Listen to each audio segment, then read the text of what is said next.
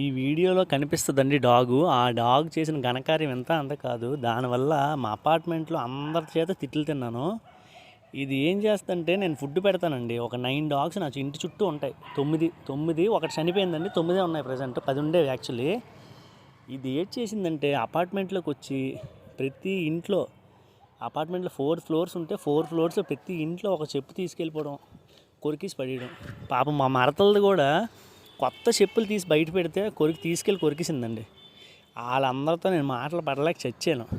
ఈయన అందుకే అపార్ట్మెంట్ చుట్టూ రానివ్వకుండా వాళ్ళందరూ ఏం చేస్తున్నారంటే వేరే ఇంట్లో వాళ్ళందరూ రాళ్ళు ఇసిరి కొట్టేశారండి. భయపడిపోయి 2 వీధులు అవతలకి వెళ్ళిపోతే నేను వాడిని వెతుక్కొని రోజు ఆడి కోసం అక్కడికి వెళ్ళి ఆడికి ఫుడ్ పెట్టడం, పాలు వేయడం చూసుకొని చేస్తున్నానండి. పాపం భయపడిపోయాడు. యాక్చువల్లీ ముందు నా దగ్గర ఫ్రెండ్లీగా ఉండేవాడు. నేనైతే ఎప్పుడేం అనలేదండి, అన్న కూడా.